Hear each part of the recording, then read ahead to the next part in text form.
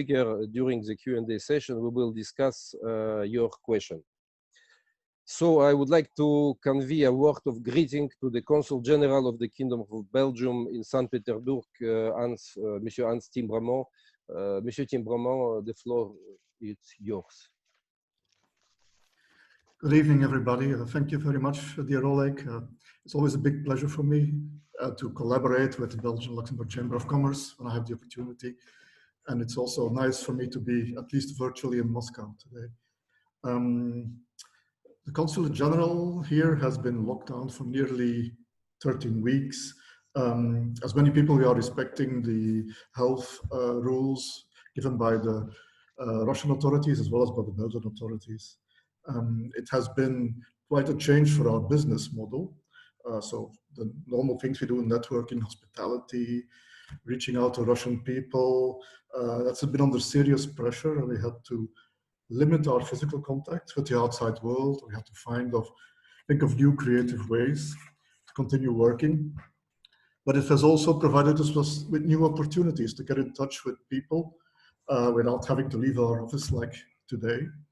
These days I'm in face-to-face with people from all over the Northwest region, which is actually an advantage brought about by the COVID crisis. Perhaps it's new for me. There has been a lot of solidarity between the EU consulates, the consulates at large here, and the authorities. We meet quite regularly online on video conferences. There's been a lot of help back and forth, a lot of willingness to listen and to give advice from the side of the St. Petersburg authorities and the Leningrad Oblast, which is actually very helpful for everybody.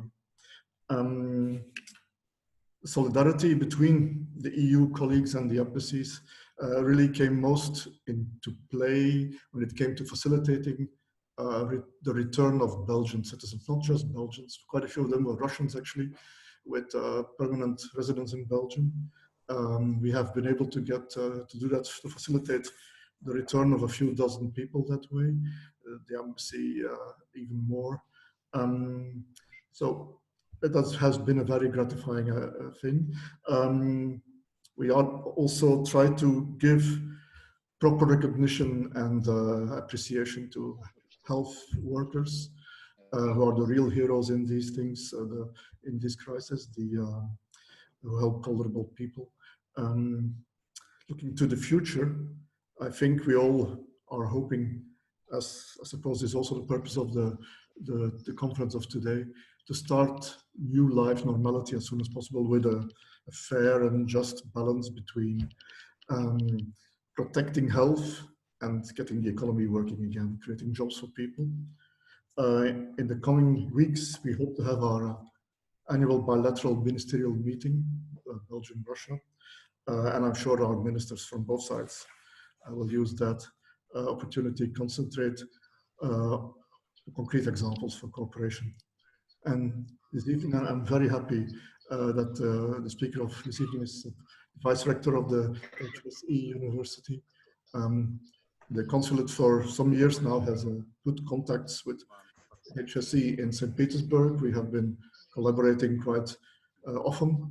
And only a year ago, nearly to the day, during the visit of Vice Prime Minister Peters, who came for the International Economic Forum here, he was received by HSE here, and he gave a guest college, if you can call it that way, for the students and the academic staff, which was a big success. So I think I can only thank you all again for inviting me to this evening, and I hope, and I'm sure I will enjoy it very much, and I look forward to hearing the speaker. Thank you. Thank you very much, Mr. Timbremont. Ivan Valerievich, the Vice Rector of the High School of Economics, the members of the Academic Council. I let the floor to you then, Ivan Valerievich. Please. Thank you. Dear Oleg, Mr. Consul General, ladies and gentlemen, it's a big honor and big pleasure to be here with you, here virtually, but in any case, we are all together, I understand. Only a few words of introduction because I'm here, why I'm here. First of all, because we have an agreement of cooperation with the Chamber of Commerce. We are very glad to have it, to work together. We have very good relations with our partners from Luxembourg and Belgium. We have a dozen of partners in Belgium, and we work closely with the University of Luxembourg. And it's a big and particular pleasure also for me to greet my, I would say, former colleagues, the trade representative Grishkov and the representatives of also of trade mission in Paris, because formerly I was also the chief of the trade mission, the trade representative of Russia to France. The main purpose of our meeting is to talk about the current situation in Russia and the perspectives of our international cooperation, particularly cooperation with Belgium and Luxembourg, but also obviously with the European Union. A brief introduction, first of all. Now, maybe you know that the situation in Russia is going to reach the normal way of living, of working. I'm in my jacket because I'm just coming from the university. We had an offline meeting there on next steps of our work. Even at this moment, there is a small number of my colleagues working offline.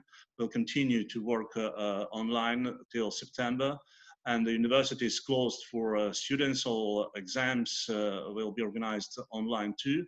But in any case, as I said, maybe you know that lockdown ended in Moscow yesterday, and in other regions of Russia, the situation is quite stable and quite normal.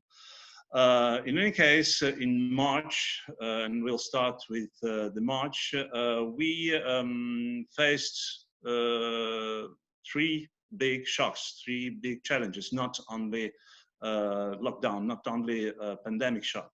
The first one was the collapse of oil prices, as you know, and it was a very serious impact and very risk for Russia, for Russian economy, because it still depends on oil exports and oil prices. First of all, the budget is depending on it a lot. And the second point, very important shock, was also the ruble depreciation. It followed the shock of oil prices. And in a few weeks, the depreciation was of 10–15% in March. It was also very dangerous, first of all, because of risk of higher inflation.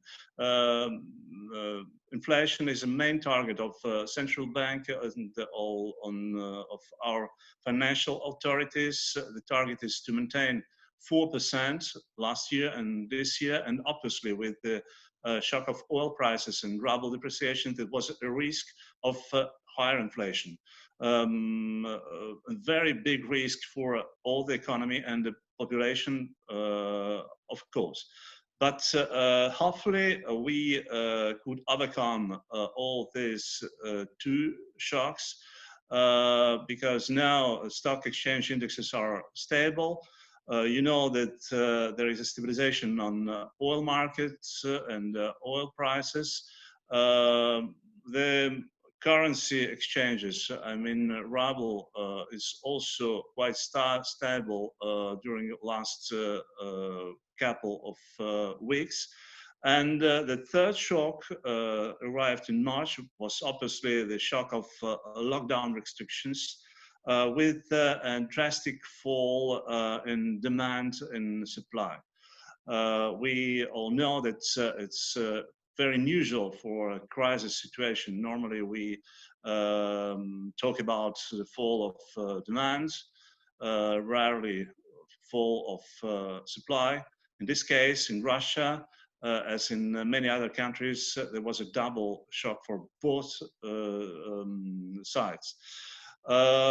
Considering all these three factors, I mean, oil prices, ruble depreciation, and lockdown restrictions, obviously we had to receive our growth forecasts. At the beginning of the year, the forecast for 2020 was of 1.7% of growth of GDP. At the beginning of April, end of March, there was a drastic also prognostics on -8, even -8% for GDP. Now, according last forecast of our university, our analytical center, it should be -5.2. In the frame of other forecasts in between -4, -6 overall for by the end of the year. And for the next year, we may forecast +3% of growth of GDP. In any case, we remain in a red zone because you may understand it with -5 this year and +3% next year. There will be always -2 if we compare it with the previous year, 2019. In any case, it could be better, even better than in Eurozone, because yesterday I could see the report of Christine Lagarde for Eurozone is -7.8 for this year and +5% for the next year. Always red zone for Eurozone. The difference is between -8 and +5 remains -3. So we are in a recession, of course. And the present situation in Russia, the recession situation, obviously, we imagine it, is first of all recession in April or May. We have a fall of industrial production. In April it was -6.6, and in manufacturing industries -10%. Always, if we compare it with Eurozone, there is -13, it seems to me. And obviously it's not equal for all branches because, for example, food, textile production and chemistry continue to grow. Probably the most important fall, also due to the lockdown and all restrictions on population, is linked to the consumption, -28%, and retail -27%, more or less the same. Obviously, because people remain at home, shops are closed, and there is no possibility to buy as previously. For example, for car selling, the drop down is very important, -77%. But once again, it's not so dramatic overall as we accepted at the beginning, I mean in March. And even another very important indicator, for example, the electricity consumption, is also dropping down. For April is -6%. Is not so important as in Eurozone. I know there is a big difference between countries, but in any way, it's -10, -30% in different cases.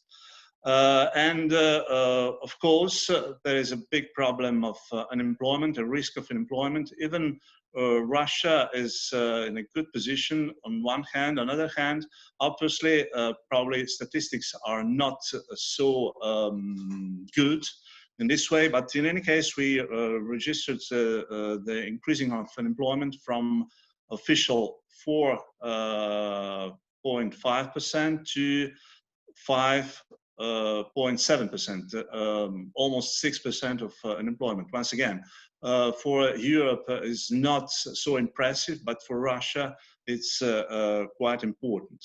And if we consider also international trade, and first of all, what is most important for us, and in our cases for this meeting, our import from non-CIS countries, not neighboring countries, in April always is minus 20%, and by the end of the year, we expect minus 17% of diminution of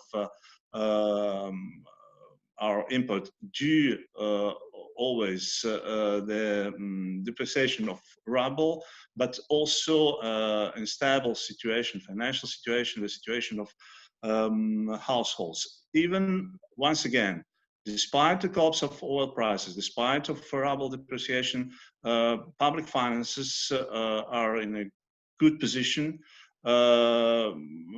In April, even we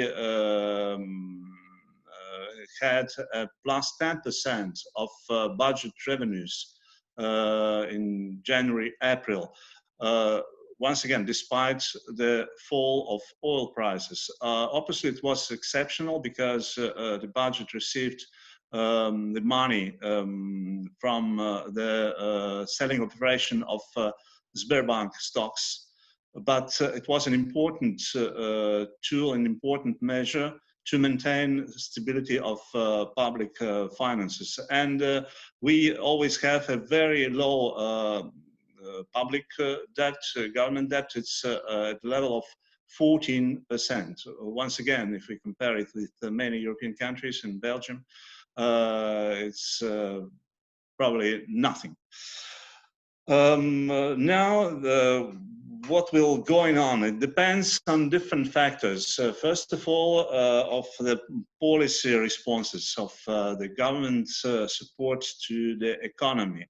There is a big difference also between Russian economy and economy of European countries because of the role of small and medium enterprises. Probably in Russia, their contribution to GDP is 2, even 3 times less than in countries such as Belgium, France, or Italy. But it's very important that the government also, the measures of support of the government are linked also to the support of medium and small and medium enterprises. And first of all, the support is aimed to the population and to maintain the level of life of the population. The social policy now is a main target of the government. Overall, the program of the support probably is not so important if we compare it with the European Union. Now, according estimations of International Monetary Fund, Russian government spends 5% of its GDP, of Russian GDP, to the coronavirus pandemic support, the coronavirus crisis, with 35% of support in countries such as United States, France, Germany, and Italy. But what is important that the direct support, the direct financial support is more or less equal if we also take in consideration the rates of the supported GDP is more or less 3%. It's the main rate that we may find, for example, in France, Italy, or China. As I said, the main target of the support is low and lost incomes of population and unemployment.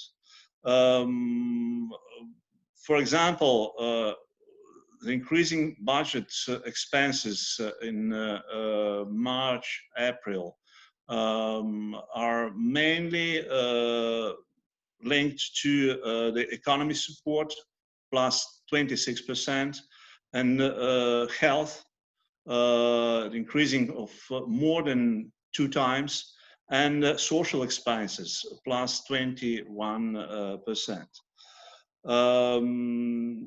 For example, if I may list some measures that the government has taken, now there is 12,000 rubles for every employee in small and medium enterprises from the public budget.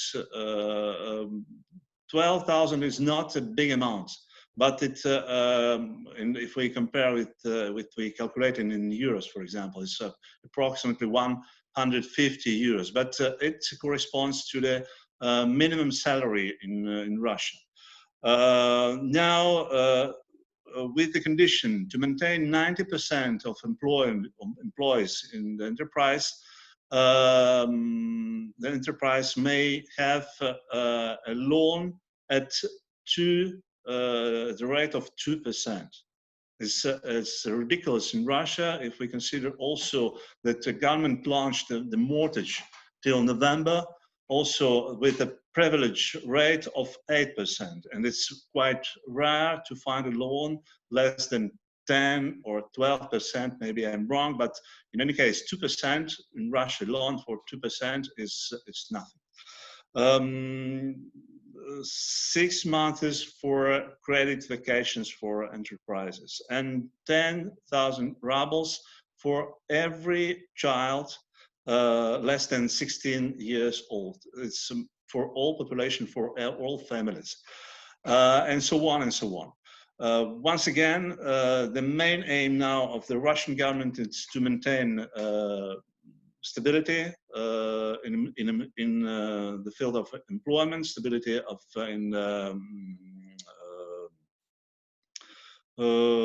incomes. What will happen then?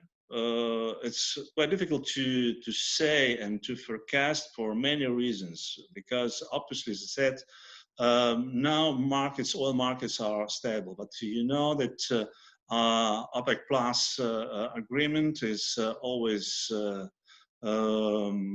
maybe under discussion, so we'll see what happens also with oil. And obviously, we have to see what will happen globally. In Russia, as abroad, there is a big talk about the second wave of coronavirus in autumn, probably. We don't see clearly what will be the global situation, even despite the second wave of coronavirus. Statistics from Asia, mainly from India, from Latin America, Brazil. Statistics are very serious. So pandemic disaster still continues in other areas, not in Europe, not in Russia now, but it's also very risky. And we all have a big number of economic fields of activity under high risks. First of all what is linked to so-called experience economy. We talk a lot about tourism, of course, and in many countries such as Greece, Italy, Spain, and others, tourism is between 10 and 15% of GDP. But very often we forget that there is a big industry all around. The big industry, which some years ago was called as a new driver of the economy, as I said, experience economy. All big events, all cultural events, international events is under risk. We'll see what happens with Olympics Games. We know that the World Expo in Dubai was also postponed. The event which could generate more than 20 million visitors. So what will happen also in all these fields? For Russia, probably it could be an opportunity this year because borders remain closed or semi-open. We don't understand the situation, but in any case, this summer, Russians will spend their holidays in Russia. And probably for us, it will be a kind of opportunity to develop this sector, as it was the case of agriculture under European sanctions, for example. But generally speaking, this is an opportunity, of course, but also if it continues, it will be a big risk for our country, but also for the rest of the world. And finally, the big question of so-called deglobalization. A big question because we hear more and more often now to talk about this phenomenon. Is it true or not? Is pandemic crisis will close really all borders and all reduce international trade and international investments? A big question without answer. At the moment, I would say that probably I'm not so pessimistic. And if we consider statistics, world statistics, the drop of international trade was in 2008, 2010, when it reached approximately 50% of the world trade, reached 50% of the world GDP. Now it's at the level of 60%. It maintains this level, and probably we may say not the deglobalization, but the change of the model of globalization, because the globalization which we see and we used to talk about is the globalization of 90s, beginning of 2000, when a big number of political changes in former Soviet Union, in Eastern Europe, in Asia, and mainly in China, led to the complete change of the world and also of the world trade. In fact, this processes stopped probably at the beginning of 2000, and now if there are many alarmistic signals from media, first of all, and from some experts, deglobalization probably, if it's the case, not linked directly to a coronavirus effect, but the general processes in which we are. In any case, as I said, we may talk firmly about the current situation in Russia, which is serious but not dramatic. And in fact, in March, we expected more drastic and more important effects to the economy and to society. But the main question remains what will happen in the next few months by the end of this year. So thank you for your attention for this short introduction, and now probably it will be much better if we have the question and answer session and short discussion, which will be also very useful and important for me. Thank you. Ivan Valeryevich, thank you very much for your nice presentation, and I hope that the second wave will not come in the autumn, but in the same time we